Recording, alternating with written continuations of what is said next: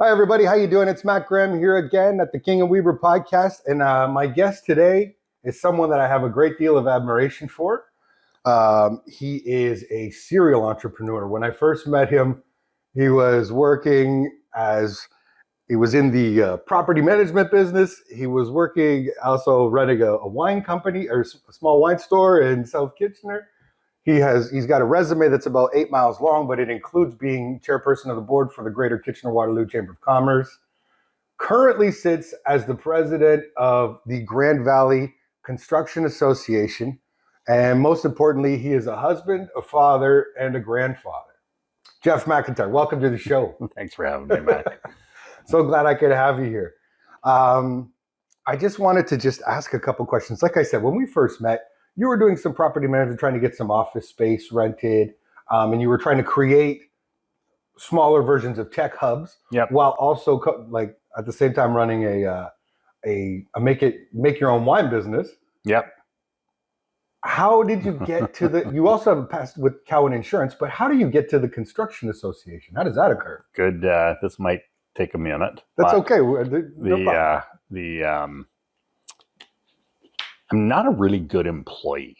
I've always been I'm a salesperson. I've always focused on business development and sales. And as a result, some things you talked about, I always had my foot in or my hands in a number of different things because I always, it just evolved to the point that I'm a connector and I just like to make things happen and be a part of the excitement. When it gets very routine, I don't like it that much. I was an executive. I started in the pharmaceutical industry, was an executive in the insurance industry for years, worked at Cowan as a vice president.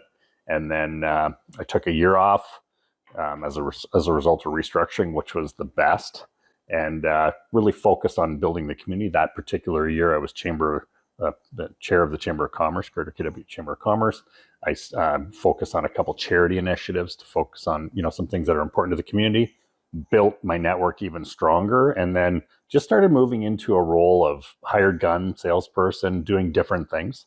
So you talked about that tech hub. I'm a design thinker by nature. What would better look like? And I was always trying to say, what if we could create an opportunity where people could collide, fortuitously on connecting, whether it be space. Not everyone has to be their own space and then leave their space and go meet people and network. So I thought, what if we could create a space that people could grow their business, expand if need be, contract if desired, and then just make connections. So that was the intent of that, and it was an interesting ride for sure. It did well. At the same time, I opened up a winemaking business. I'm by no means a wine aficionado. I know that there's the red wine and the white wine. But what I wanted to do was, I think I needed a business because I was coaching and mentoring a lot of businesses by default. I hate that term, but that's what I was.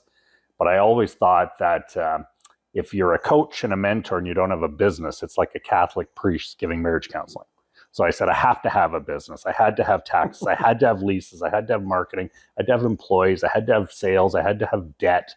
So I really understood how it all worked together. And as a result of that, it just happened. So I've been involved in Chamber of Commerce, Waterloo Economic Development Corporation, a board of directors as a founder, Hospital Foundation, Hospital Board, and you're currently still sitting with the Hospital Foundation, correct? No, I was on the Hospital Foundation for years. I stepped off. I was on the Hospital Board for a couple of years, and then as a result of the merger, I'm no longer part of it anymore. And it's I'm glad because it's a beast. Healthcare is a massive machine. Oh, yeah. And quite frankly, I wasn't smart enough to be on that board. So, and it was kind of a relief when they tapped me out. It's like, okay, cool. But then the the Construction Association contacted me and said, hey, we've got this job. And I was like, it looks a lot like a job. And I'm not so good at that. I told you I'm pretty feral and I'm a bad employee. But then I kind of went through the whole process and I understood what they were trying to do, which was connect and network and grow in a different way. And we had a number of discussions and they offered me a job, and the first question I said to them was, "Are you sure? Like this is how it works?" And I just said, "I'm not the person that's going to sit there and micromanage the company. Like I'm going to focus on the bigger opportunity." And I'm still there. So far, still there 3 years ago. And the day before my probation period came up, there was a board meeting, and I said, "Hey, just so you know, today's the last day that you can kind of get rid of me cheap." And the look on their face was, "Why would you say that?" I said, well, first of all, I wanted to see the looks on your face. to see if just something to worry about. Yeah. And number two is, hey, if it's not working, it's not working. And I jokingly say it's 10:05. I could be working by 10:15. So I never need to worry about a job, if that makes any sense. So you and I both feel the same way, where with regards to our strength is business development, and in the world of AI, a lot of people are concerned about their jobs being replaced, but there's always somebody out there that needs help getting the cash register to ring. Love it. I love AI. I just want to see it all. In fact, I just got out. I was few minutes late for this. I was on a discussion with a big, significant AI initiative that's being built here for the construction industry. And just again, what are their objectives? How are they trying to align it? And it's Fed Dev funding, some opportunities with Communitech. There's a lot happening right now. It's exciting. Well, that's great. It's good to hear. We get plenty of bad news with regards to housing and construction. Yep. So it's good to know that there's good things and positive things happening. Yeah, it's interesting. You can't point to anything. For the longest time, we need more housing is a hypothesis. There's also the hypothesis that there's sufficient a number of housing right now, but it's because of the people with multiple properties and it's vacant properties that aren't being, there's Airbnb, there's a whole bunch of different things. So it's maybe how we use our housing and how we do that is number one. Number two, sprawl is a problem. So intensification's moving up. So everyone, prior to the pandemic, there were lots of cranes, there were lots of condos going up. The math just doesn't make sense right now. No. And quite frankly, it'll probably be 5 to 10 years before we start seeing a condominium boom again. So what we are seeing now, though, is an apartment boom.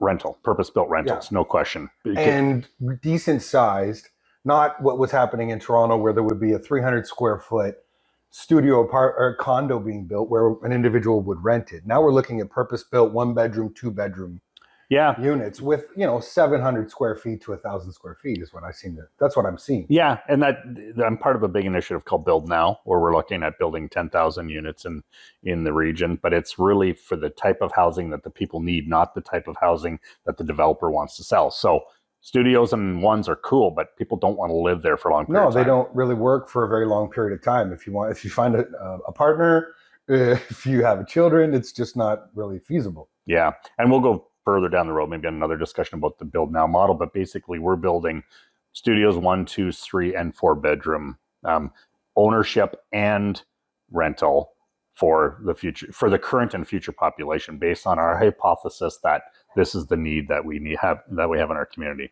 When you talk about urban sprawl was a bad word for a very long period of time. Mm-hmm. And the challenges that come with urban sprawl in the commute.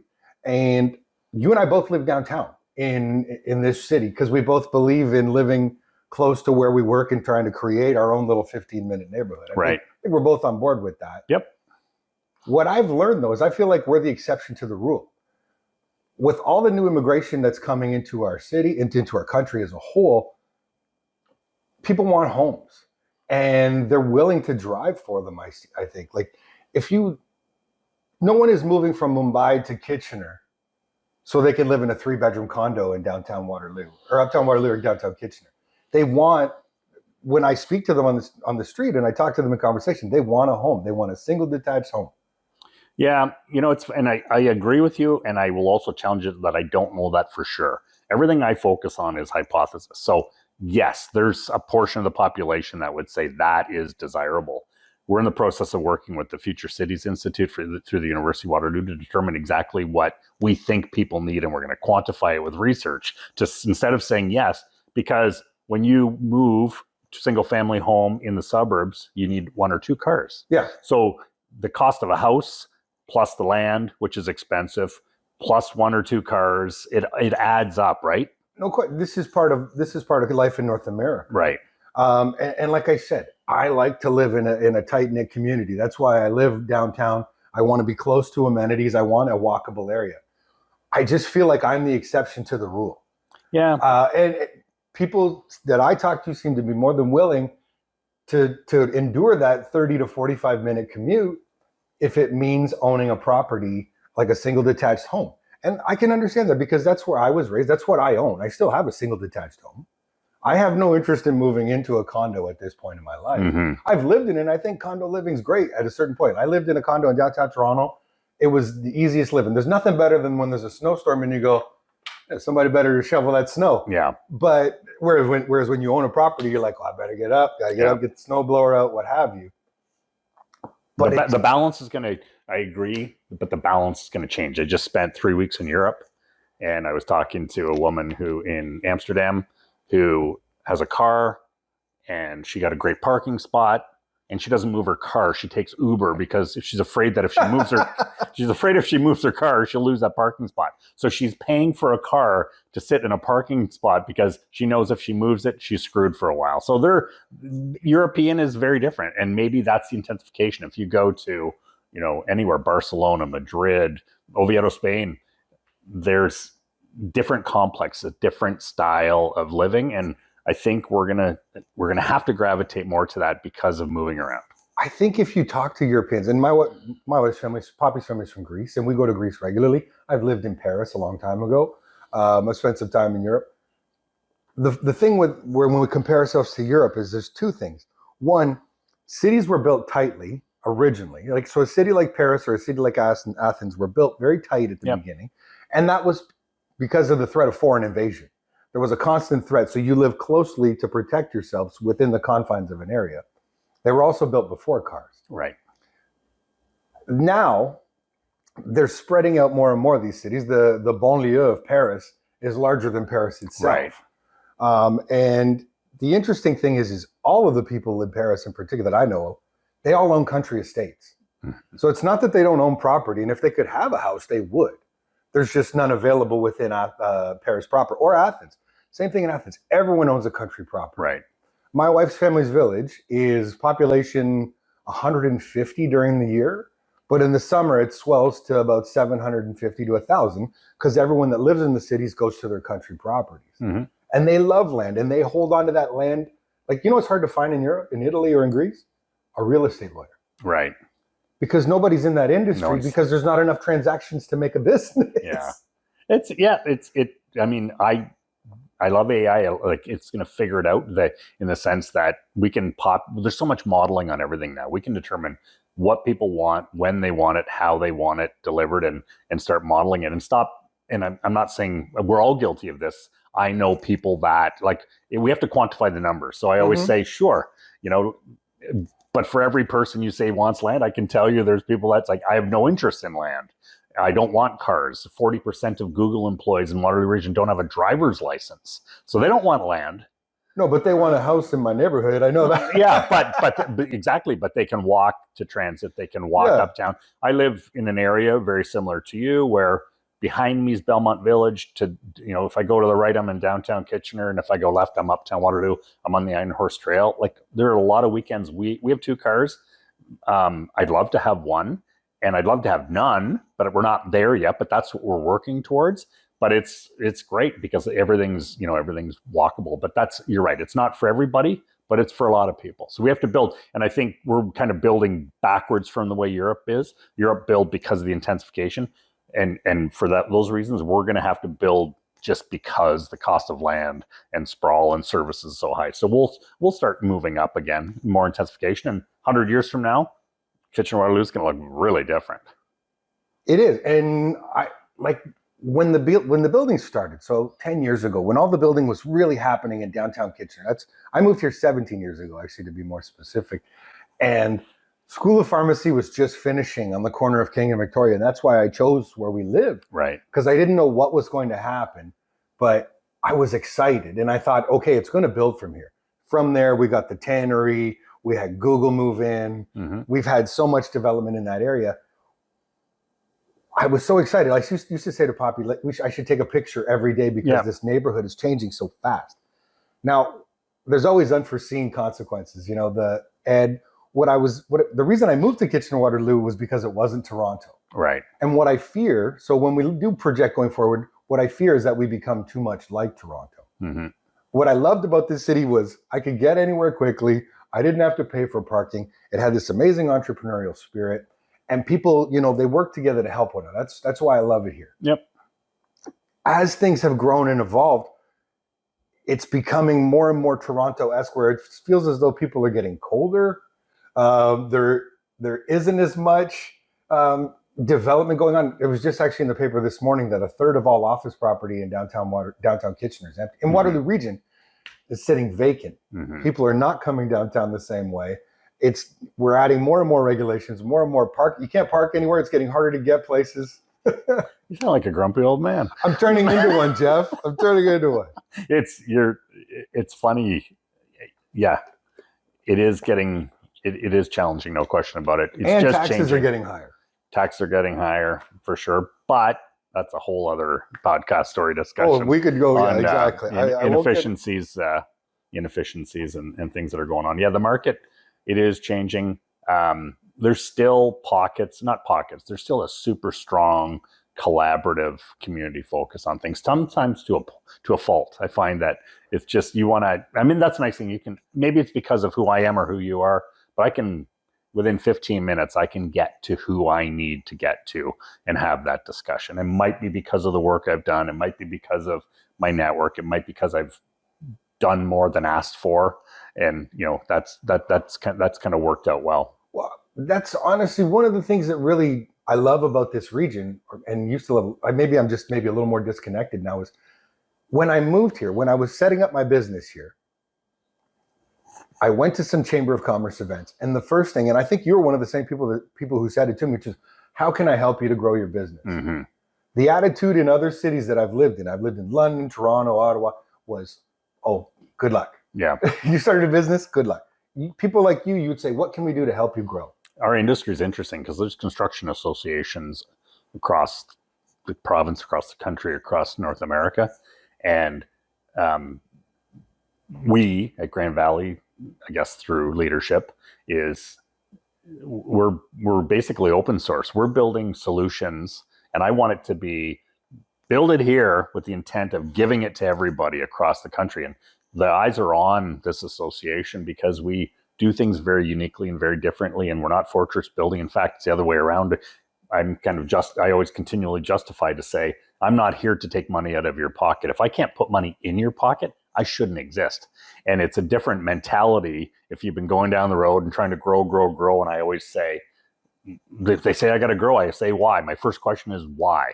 Because everyone grows. I go, is that a good thing? Like, I just keep pushing back. All the people come into the office, say, Kitchener-Waterloo, it's thriving. We want to join your association. I go, why? Well, because, and I go, no, that's not a good reason. Keep your money. And then eventually I say, well, we're trying to create partnerships. We're trying to create community. We're trying to build things. And I said, okay, now it makes sense. Now there's something that we can attach to. I was thinking about it just in preparation for this little conversation today. And some of the best people I've met in this region, some of the most successful people, they're in the construction business. They're home builders. They're construction companies. And they're salt of the earth people who work really hard and care about this city. It's the best. The mission this year, we celebrated 50 years last year as an association. In fact, it would be 100 years this year for the Kitchener-Waterloo Construction Association. 50 years ago, Kitchener-Waterloo and Guelph joined. And our mission is very simple: build better community. And that goes back to everything more than just buildings, period. I mean, we need social services, we need whatever, but it's the people, as you just said. What I love about this industry, construction is the first to come to the aid of community when it needs it. It's the first at the charitable side of things. It's the first investment in things. They are there. And the reason for that, they're real companies. They don't build to sell. We all know people in the tech industry, and it drives me nuts that they just want to fatten up the pig and sell it. There's no exit strategy in construction. It's legacy to the family or to the employees. And there are, Ball Construction, 100 years. Other associations, 30, 40, 50, 60, 70 years. And they're not going anywhere. They're not going to sell. They don't grow. They don't acquire. They just grow and grow and grow and they live in this community. So therefore, they want to be part of the arena, and the hockey teams and the baseball teams and the music festivals. Because their kids and their grandkids and their great grandkids are playing on those teams and are involved in those theaters, and so they support them at a grassroots level that I love. Yeah, and their employees live here, and they're proud of it. They do not like right now where things are at, where things are a little slow, and they have to maybe downsize or lay off, it rips them apart. A tech community, you can wipe out 1,000 jobs because you're not hitting a number, or an investor says you got to cull. Construction industry, they literally lose sleep over it. It's a beautiful industry. I couldn't agree more. Now, we're in a challenging phase right now of build, right? Like you said, things are somewhat slow on the home building, but there's still cranes up in the air in downtown Kitchener, and we're still seeing some building going on. Like I said, apartments seem to be popping up more and more. This seems to be the correction. Yep. We're seeing a correction in because we didn't have enough. From what it seemed, like right. Vacancy rates were way too low. Yeah. And so now we're trying to catch up with rentals. We also are struggling to fill positions in all these jobs. Skilled trades are lacking. We don't have enough people in these positions, is what I keep hearing. Is this true? Yeah, and it comes down to timing. So it depends on who you talk to, and it depends on the day you talk to them. And I thought, sorry, that's as simple as I can make it, because it's kind of feast or famine right now. We are, for 2025, July 2025. Some people are busy for 2 years. Some people are worried about September. Do we need more talent? Yes, but it's a timing thing. So right now, if you called 100, if your resume out, you were talking to people, you might approach 100 companies. 90 of them would say, we're good right now. In fact, we're struggling to keep them. Back to that comment earlier. Mm-hmm. The other 10 would say, sure, but do you have experience? And because they don't want, onboarding is expensive. The skill required to do it is important. And you just can't be babysitting new people all the time. You have to move through the whole process. So the way I equate it is, there's a book by Harvey Mackay, Dig Your Well Before You're Thirsty. And the premise of that is, at any given time, you should be able to ask, you and I could both, it's 10:20, by 10:30, I could have $1,000 from 10 different people that I say, I need this, it's short term, I'll pay you right back. It'd be no questions asked, no problem. Because I've done the work, I've prepared for it, I've built my credibility, and I understand that. Same thing on the construction industry. We're going to need people. Finding people when you're thirsty, using that analogy, is very, very difficult. So right now, as hard as it is the time to invest, because there's going to be somewhere between 100 and 700,000 skilled trades workers in the next 5 years leaving the industry due to retirement. They're aging out and they're moving through. They're going to need all those roles. What you can't do is just say to the first 700,000 people, come on in and start working. It doesn't work that way. So There has to be this balance right now of, do you need them today? Maybe not. Will you need them tomorrow? Likely. Will you need them a year from now? Absolutely. So this is the balance. So the number, it depends on the day. If you ask when we need them or how we need them, are we going to need them? Absolutely. So what are some of the challenges you think the industry faces in finding people to get into the skilled trades? So I blame my father for this. My dad always said there's two ways to go through life, the easy way and the hard way. And what he meant by that was clean and dirty, in the sense that you either became a professional or you became a laborer. For the longest time, our grandparents and parents worked differently than our kids did and than I did. And they always said, it's backbreaking. It's tough. It's tough. Yeah. It's tough. There's easier ways to go through it. And I think what we did as a population was we told people that that's not a good industry to be in. Yeah. It drives me nuts that we do that. And I still blame the parents that will pay $20,000 a year to send their kids to go to university to learn how to learn. It drives me nuts. I'm a product of that. And I feel the same way, where my family came from the farm. My grandfather was a beef farmer. My father was on a farm, but then moved into sales. There was always there was an expectation that I attend university. Right. It was just always there. And I can specifically remember asking my parents in high school if I could take a tech class. Could I take a carpenter? They were like, hell no. Yeah. No, you can't do that. Well, and to an extent, they're right, because I have two left hands. I am not a skilled laborer when it comes to building things. But because of that, I ended up with a political science degree. Right.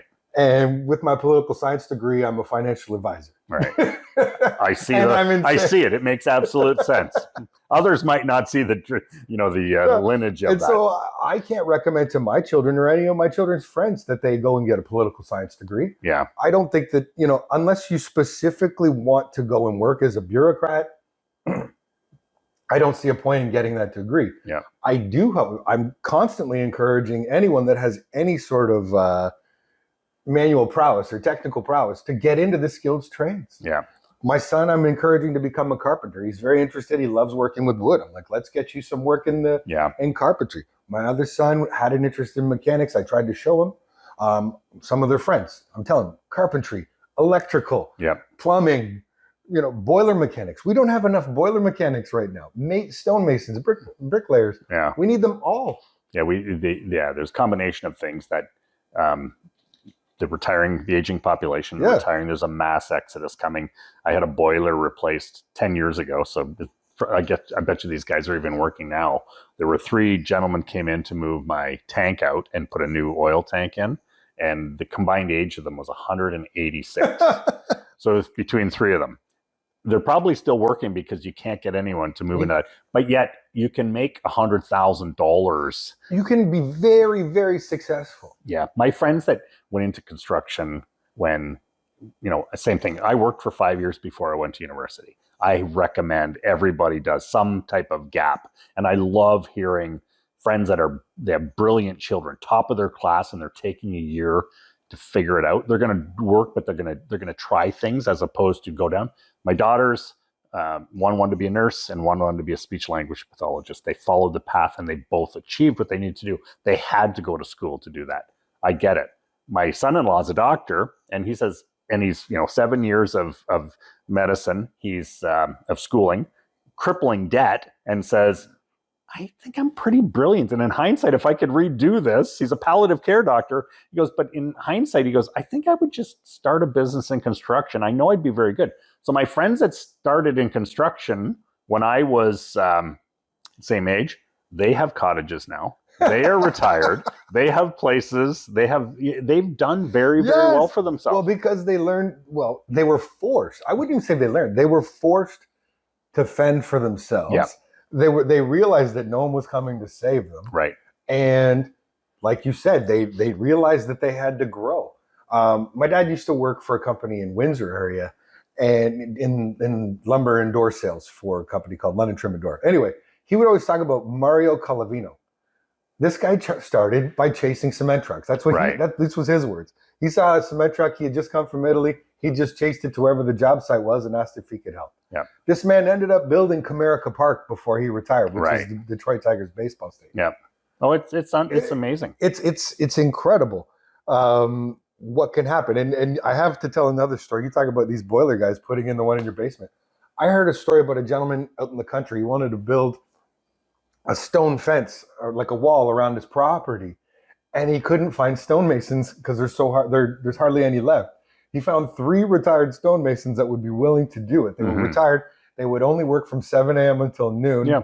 And he was paying them something like $125 an hour each. Yeah. It's to do the work. So when you do the math, we have a program called Legacy Builders. And I mean, at Grand Valley Construction Association, part of our focus is on advocacy and education and learning. So we talk about diversity. We have women in construction. We have Mandy Bujold, who joined the organization, who fought her way through the Olympics in men's sport, moved the whole process, took on the IOC and won. She's now an advocate and a champion for Grand Valley and a bunch of other associations on, making it easier for a transition for women in construction.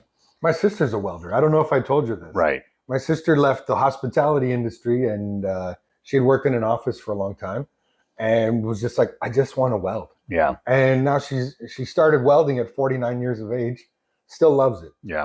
So we have this legacy program that basically we talk about careers in construction, but then we do the math and we show them it's, whether you go to university or not, 4 years of education at $20,000 a year is a minimum of like 80 grand, whatever the number is that it's going to cost you to get your degree.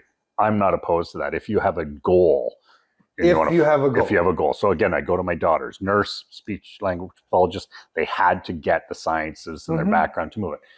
But then you look at, so delta of $80,000 that you're in debt or you have not had earning potential versus 4 years, you could start at $50,000 just by showing up in this industry and As a skilled basic trades. laborer. And, if I know people that are, and I hate saying this, like I know that guy, but there are people, and I know this for a fact, that are making $100,000 a year taping drywall. Oh, yeah. And taping is a skill. Yeah. Like, this is not something that everybody can do well. So do the math here, $400,000 earned versus $80,000. And then you're starting over. You talk about having owning a house, owning a car, taking vacations, retiring early. It is the path for so many people. And I wish our parents, guidance counselors would be focusing on this. Is construction, skilled trades have to be a first career choice, not a default choice. Agreed. I believe that in my heart of hearts. We don't need we have a glut of sociology, political science. I'm not going to say anything. We need them too. Well, but we have a lot. What we need if you know you want to be a doctor. Yeah. If you know you want to be an engineer, if you know you want to get into health sciences of any sort, post-secondary education at a university is paramount. Yeah. We do need teachers too. If you know that you want to be a teacher, but if not, go out and work. Because what I say to these boys, because I have sons with friends, what I say to these boys when they're in my house is like, go try a trade. Yep. If you think you have an interest in electrical or carpentry, go and do it. Worst case scenario, you spend 3 years, you get a ticket. What I mean, a ticket, you would get a red seal as a trade. Right. And okay, you're 19 years old, you spend 3 years, and then you realize you don't like it. Right. Oh no, you have a life skill for the rest of your life. You have accreditation. So if worst comes to worst, you can always work again in that trade. Yeah. But now go try another one. If you don't like it, go try another. And you make money on the weekend renovating your friends' houses that can't do Precisely. shit. So yeah, it's awesome. Show me a tradesman that doesn't have a side gig going. Some of the union guys are like, hey, listen. Yeah, well, they don't have to. No, I agree. We build community. The other thing is, I know lots of people in tech, and I know people in insurance, and it's great. Love it. But there's something to be said. Maybe you are this way. You're driving past a house, and you'll say, hey, Poppy, I sold that person a life policy, or I do their investments. That's one thing. Yes. But when you drive by a house or a building, and for the rest of your life, you will tell your children, I worked in that building, I built that. And it's the pride people take in building something, watching it come out of the ground and watching it finish is absolutely mind-boggling. And people tell you every single time, I worked on that. It's almost like, it's almost like the senility they're telling you over and over, but they're just so proud that they've participated in it. Just down the street from here, and my neighbor across the street is Will Radke, and he owns Will Radke Sheet Metal. It's a union shop just down the road from here. And Will's in his 70s, but still goes to work every single day. And whenever I talk to him, the pride that he has in the work that his company has done, he talks about the work that they did for Toyota and how they custom built all the HVAC systems, all the sheet metal that was needed to vent that properly. He did it. So he can look at that building, just like you said. Yeah. And there's this level of pride. Yep. And the belief that not only did I do this today, but it'll be there in 50 years or 100 years if it was done right. And I love engineers and I love coding, but you write some code, whatever. I don't get as excited about it, but that's not the way I'm wired. I will say, too, you talk about post-secondary institutions. When you talk to the progressive presidents and leaders of faculty, because of AI, in a good way, they don't know what is going to be taught when, by who, and how, and where in the next very short period of time. I mean, education is changing rapidly. Oh, it's so hard to keep up. As someone who has children that have been through the education system recently, one who's still going through it, it is extremely hard to keep up with the rapid changes that are happening in education and how people are taught, what they're being taught. Yeah. I'd have to completely agree with you on that one. I love the fact that AI is going to, there's modeling for everything now. You've talked about just in construction, engineering, architectural, finance, legal. Those are things that there's best practices and there's, machine learning out there that can figure out the best use case or, is this safe or whatever from a structure. Legal, where there's words and numbers. I mean, AI can do that better than human. And if you talk to, again, I talk to everybody, I listen to the people that are worried that their job won't exist. Not worried, they're encouraged that their job won't exist. There's a lot of people that the progressive, there's people that I need my job and I want to stay exactly how it is and for the next 21 years or 15 years because I know what I'm going to retire at. But when you talk to the senior people, they know it's changing rapidly, and accounting, legal, engineering, architectural is going to change. Construction's going to change. I mean, I'm willing to bet that it's not just a matter of time until a robot paints this room. It can paint it probably better than a human. They don't bitch. They can work, but we can't we just can't run away from that. We have to accept the fact that it's all changing, hopefully for the better. It could be politics. It could be budgeting, municipal budgeting. There's a lot of things that can get modeled, and I love to see where this is going to go. Yeah. We still have to make sure that everybody has a role in society, though. I think that's really important, purpose for people. For those people that are worried, they're worried that they won't have a purpose. Yeah, purpose is tough. I mean, I think I can go right to the other extreme whereby there's probably modeling that would allow everybody to live very comfortably, financially, but it's how do you attach your purpose to the whole thing? Yeah, but finance isn't enough, right? Right. How many people we know that some people would love that. But how many people do we know that are extremely successful and wealthy who continue to work day in and day out? It's because that purpose. I always think of Harold Furr. He amazes me to this day of Furr Homes. The guy's 93 or 94. He goes into the office every day. Yeah. We're not. Well, some people are wired that way. And the people that had to do it, industries that were required, you just did it. Jeff MacIntyre wins the lottery this afternoon, and he takes home $62 million. You don't slow down. I know you. You know what's interesting? I'm wired very differently. As I would turn my focus to figuring out how I could distribute all of that. Yeah. And make other people, like by the time I got it, and I have a great mentor in my life that says, he has a bucket of money. That's all the money he will ever need. It doesn't matter if gas is $5 a liter or 50 cents a liter. Doesn't matter he doesn't need any more. So instead of building a bigger bucket, he says, I'm going to make sure other people's buckets are big. So his goal is to distribute, not give it away, but earn and create opportunities to build. So that's the thing I wouldn't change a bit. I would not retire. I would just say, okay, now what can I do to make this great? So this is my point exactly. You're proving it for me, and I appreciate it. And what I mean by that is simply people that are afraid of AI are afraid that they will lose their business, their job, and their job is their purpose. We need to create new purposes, and we need to help people to embrace their new purpose, perhaps, as things change. Because some of the jobs that are out there, I recently saw a thing where in China they've created robots that are. There's a coal mine in China which is completely operated by robots at this point. And I don't think that that's a bad thing at all, because coal mining is one of the most dangerous, dirty, unhealthy jobs on the planet. Right. And so if we can find robotics to keep people safer and yet still give them a purpose, that's great. We just have to make sure that we're focused on helping people. Mm-hmm. Yeah, purpose will be. I don't know where that one's going to go. I mean, I can only focus on so many things, but that's an interesting one. That anything for purpose is different, whether that's community build, whether that's family build, whatever. Yeah, identifying the purpose, and I guess you could hypothetically say AI will be able to figure that out for you too. Well, here's a big difference of you and I versus a lot of other people too is we embrace change. Absolutely. A lot of people don't though. Again, a lot of people do not like change at all. I love it. I don't like the status quo. I want it to be disruptive. I love when it's like, what are we going to do? And it doesn't rattle me because it's good. I like the changes that I like. Right. There's certain things, like I said, I want Kitchener to Waterloo to stay Kitchener Waterloo. Mm-hmm. I want it to maintain that feel. Yeah. So I don't think it will, but no, I don't think it will either. That is my concern. So how do I react? Yeah. Do I embrace it or do I fight it? Or what do I do to try to foster that would be another thing. Just stay grumpy. Tell people to get off your lawn. This is you just get out there. Get off my lawn.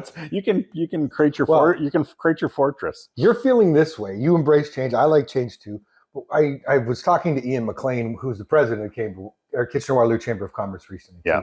And he loves to point out all of the major things that are coming at us all at once. Yep. He does have a bit of a doom and gloom story compared to what. I think you have to sell the doom and gloom story to, and again, I'm heavily involved with that Vision 1 million from a community build standpoint, and I understand it. It's happening, and the doom and gloom is sometimes you have to tell the doom and gloom in order to get people to start the fire, right? Because if you can keep pushing it down the road, and suddenly there's 1 million, but we don't have infrastructure, we don't have electricity, we don't have a grid, it takes us an hour and a half to get to Cambridge instead of 17 minutes. That's a problem. Well, we already saw what happened when 60,000 people moved into this region in 1 year. Mm-hmm. We were unprepared. Right. Yeah. So that helped spur this wake up call. That's got people saying, "Oh, geez, yeah, there's a lot of people coming here." And if you talk to Ian and you talk to certain elected officials, they don't want to talk about it. They would rather. It's going to happen, but let's not scare people. And I said, I think the other way around. I think we have to scare people. Yeah, there's 1 million people coming. Yeah, and if they're happening, and if it's 800,000 or 900,000 or 1.2 million, we still have to be prepared for what's coming. All those people need a place to sleep. They need to eat food that they can afford. They got to poop. Yeah. Yep. These are all the things that we need to make sure. Sewers, roads, transportation. Electric cars. We don't have enough grid. We don't have enough electricity for this electric car mandate. I know. Which is really foolish. And again, people, we don't want to talk about that. I have Willie Hefner here. And we were talking about it and the fact that, like, what he told me blew my mind. It's like, we're mandated to make these electric cars now and to sell. Starting next year, they have to sell 25% all electric, or else there's going to be a penalty. We don't know what the penalty is yet. But what Willie told me is they can make 37 hybrids with the battery technology that goes into one electric car. Mm-hmm. Isn't that crazy? Yeah. And they don't require a plug-in. They work off the braking system. Well, yeah, just even this morning on the news, it was the car industry saying, you're not ready for these mandates. We don't have enough. So it's sufficient. But at the same time, I like the fact that there is at least a deadline, because if there isn't, then it'll just get kicked down the road. We need some kind of goal. Do the goalposts need to move? Yeah. Probably. I like lofty goals. You and I are both we like lofty goals. But sometimes reality is going to hit you in the face. Oh, too, right? Because what they also didn't foresee, and what people like Lecce said this week too, is it's like, AI, we never anticipated the electrical demand of AI. No. It's insane how much. Yeah. So we used to always say, what did they say? Conserve. And there was 3 C's, but I can't remember the other 2.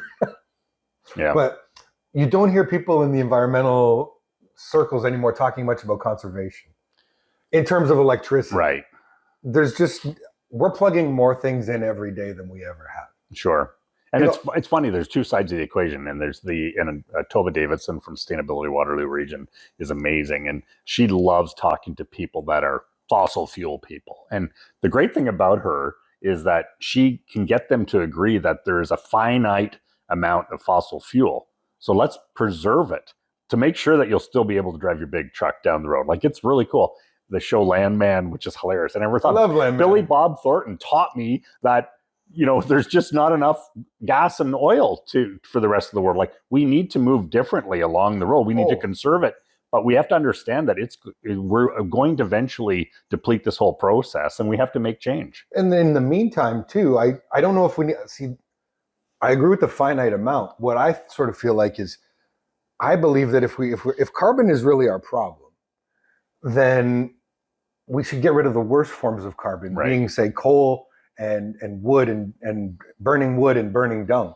And we still have 2 billion people on this planet who use coal, dung, and firewood to feed and heat their homes, to feed their families and heat their homes. If we can find ways to get them cheap energy, like liquid natural gas, then we can use those resources. We could, even if it's subsidized, we could still use the money that we're making from this extraction to move towards the cleanest form of energy, which is nuclear. Look at us, just solving the world's problems here. What? Is there anything else? Like, I think we would become the world's wealthiest country if we started to really, and I think we're starting to see a movement towards that. Yeah. The idea of net zero, again, it was a lofty goal, but I think we have to change the goalposts. Yeah. It's I like having a lofty goal, but net zero doesn't work if really when we look at our grid capacity and what we want to do with AI and what we want to do with electric cars. Yeah. And just using solar and wind is not going to do it. We need much more powerful forms of cheap electricity. Yeah. This industry is notoriously laggard on. I'll correct that. We do the most innovative things at the time, but not because we're mandated to, because it's the right thing to do. There's a big move from green buildings and net zero to just high performance building standards, which means like if it's cheaper to run your business because of new technology and green technology, suddenly all of a sudden people will listen. But when you say make it green, they're like, no, greenwashing doesn't work anymore. High performance, and the problem is like a school board as an example, they have a capital expenditure building expense and they have an operating expense, and the two don't talk to each other. You can't build the business case. So you have to build a school or whatever municipal building, public sector, with the adaptability built into it. So down the road, 25 years from now, when they convert the HVAC system to solar or when they do whatever. So you have to build the grid, but CapEx and OpEx. Modular is what you mean? Yeah, CapEx and modular, but adaptive for whatever technology is going to be coming. I think I'm using the word modular and adaptive the same way. But it's quite frankly, when you talk dollars and cents, and it makes sense, but capital expenditure budget is one, operations, but the two don't talk, that's a problem. Yeah. And that's where the education system is important, because we do still need schools of architecture to push the envelope and to show us what's capable or what's possible. Yeah. But there has to be a practical business model for it. Yep. And then it's finding that balance. And I'm sure with Grand Valley Construction Association, that's probably what you're looking at. I get applauded and yelled at every day. It's just how it works, right? It depends where you are in the spectrum. So I love it. So what are the best things happening at GVCA right now? What gets you excited every day to go to work? That we're building community. So if you see in the past, it was all about construction. And I kept saying, we're much more than construction. We have a ton of employees. We have a ton of participants. So it's, what do we do to build buildings, but what do we do to build community and what we give back and how we can contribute to a better society. So I love those discussions. And those are the ones that, quite frankly, light me up. When I get up in the morning and I can help somebody and I can, make someone feel like they belong in this community, it's fantastic. So, women in construction, having Mandy Boujol on the team, working on sites, understanding that 5% of the population in the construction industry is women is a problem, because 30 years from now, it's going to be 50% just based on demographics. No question about it. So why should we wait and allow it to painfully move through versus why don't we get to 30% fast and show people, make it obvious and make people feel welcome and make them feel belong. So everything that lights me up, Mac, is building better community, whether it's construction, whether it's, anything. That's what I love about it. So we get to build really cool buildings. We get to build infrastructure. We're part of the future and preserving the past, which is amazing too. What are the biggest challenges you're facing under GVCA? What's hard right now? I don't think anything's hard, because I say that I don't fret about much, because it's going to work. It's going to happen anyway. I think getting back to the discussion we had about talent is preparing people for. So this industry works on deadlines. It's by next Friday, this project is, the pricing or the specs are due. And by next Friday, have to have the project done. So they work on deadlines. And the other thing is, no news is good news in the construction industry. If you're not getting yelled at, you're doing a good job. So that's a bit of an issue, right? If you're not late and you're not, have deficits and deficiencies, that's one issue. So understanding that the quiet is good to the industry, but it's not good for progress is something that we need to focus on. So moving it through and just understanding that we have to start preparing for the future. We have to know that when you put out your call for drywallers or tapers or painters, they're not going to be there in a couple of years. That's the biggest opportunity. And this is, so some people could see that as a problem. Others might see it as an opportunity. I love it. Great. Now, for those who don't know, Jeff here also was the founder of a local community organization called Fuck Up Nights. Yeah.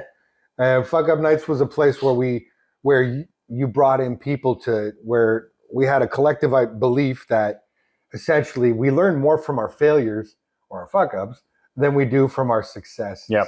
And I always enjoyed your Fuck Up Nights. I've gone to a number of them, and because I feel the same way. Put you on the spot here a little bit.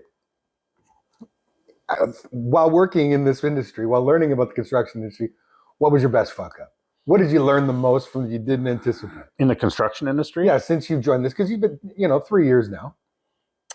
I don't know. I'm sure I've failed at a lot of things. It depends who you talk to. I think trying to focus on innovation and like focusing so much on change when not understanding the fact that no news is good news, and they work to deadlines, and you have to follow their cadence and their rhythm, the industry, and can't say do this now, and they're saying we've got priorities. That's the biggest thing. So my failure or fuck up was understanding the cadence and what was important to them at the time, and trying to balance that. I'm not preachy by any stretch of the imagination. No. I say I'm indifferent. If you're not going to do it, cool. It's not going to change my life. But I think understanding that forcing people to listen when they're not in the listening mode can come across a little tough. I think there's a great lesson there for anybody that is entering into a new industry. It's another lesson that I learned. Now, you might not know this about me. I don't know if I ever shared this, but the first business I owned was a laundromat. You did tell me that. I bought a laundromat in 2006. Was it in Chatham or something? No, it was here in town. Oh, okay. It was close to Chatham. It was a Weaver Street.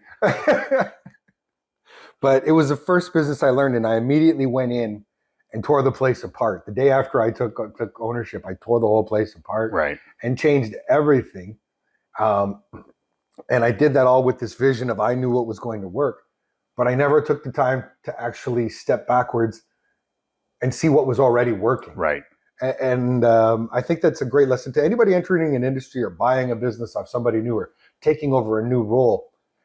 It's really important to take some time to say, okay, I know what I think should be done, but why don't I wait and see how it's done? Yeah. Is that what you would? I'd say, yeah. I mean, I hate when people say you should. I go, no, I'm not. My first instinct is to push back, right? So I listen. I don't get rattled by anything anymore. My wife constantly says, like, I don't know if I've matured, if it's a wisdom thing or just understanding that you can't change people that don't want to change, and that's cool. But just listen, learn. Just shut your mouth and just take it all in, and then use a hypothesis, understand the other person's perspective. I always say the best arguments are when I can articulate your side and you can articulate my side. That's the best form of debate. Yeah, right? But no one does it because they don't listen. They just want to focus on this is how you should do it. And I go, okay, that's cool. So lots of conversations I'll have, not construction, just in life, is okay, you want to fight? That's cool. Fight. But I'm not fighting back because I don't care enough. And I think, again, that's something that's lost. It's something that you and I would agree upon. I love debate. I think you can learn so much from debate, and the best way to do it would be, I'm going to take your stance, you'll take mine. Yeah. And let's see how it really unfolds. And often people will say, that's not what I meant. And I go, well, then articulate it, because that's what I heard. What I fail to recognize at times, and I'll admit it, is that not many people are, like you said, are willing to do that or capable of doing it. Yeah. And maybe that's just, somebody asked me recently, they said, why do you do this? And I said, well, conversation is my art. Right. This podcast is my garage band. Yeah. I can't play the guitar. Yeah. I don't sing in a choir. I don't paint, but I love to talk to people. Yeah, it's fun. And I'm really grateful you came in today. I've really enjoyed our conversation. Is there anything that we didn't cover today that you think people need to know about? Just be a good person, help build community, get along. No, I don't know. I mean, that's very light, but at the same time, it's just a basic principle of we're all in this together. Let's see how we can collaborate. And if you've talked about what positive impact what we're doing as an industry on the environment, on the jobs, on whatever, just focusing on, just listen, learn, and execute. And we're gonna mess up a ton, but we're also going to get a lot of things right. And it's great being part of this community. And that's part of the deal, right? You're going to fail 8 times. You want to win twice. Yeah. Those 2 wins are what people will remember you for. Yeah. I think of tech investors. I was like, invest. Well, they play odds. They invest in 10 companies. 6 are dogs. 2 are Walking Dead, and 2 are the winners. That's their numbers. Yeah. They know. You can't feel bad when it goes down because, quite frankly, they invested knowing that it was going to fail. It's like cold calling. People hate it, but I always say the expectation is 9 times out of 10 you're going to get a no. So calling 3 people and getting no's, you're foolish if that upsets you. Because quite frankly, the odds are that that's going to happen. Prepare yourself. I know the answer is probably going to be no, but what if it's the 19th and the 20th and the 21st that you get those 3 sales? So people get so discouraged, but the reality is they're going against the odds and the numbers. And the numbers are, most people aren't interested in what you're going to say. So expect it and don't be disappointed. Baseball is my favorite sport. Right. And it's the one sport on earth where if you get on base 3 times, if you get on base 3 times out of 10, you're in the Hall of Fame. Right. If that's your career average. Yeah. Why don't salespeople think that way?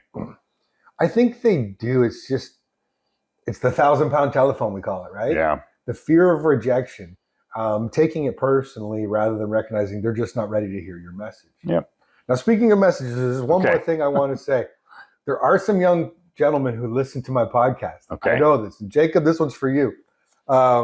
If you had a message to young men and women out there that are in high school with regards to future employment, what would it be for them?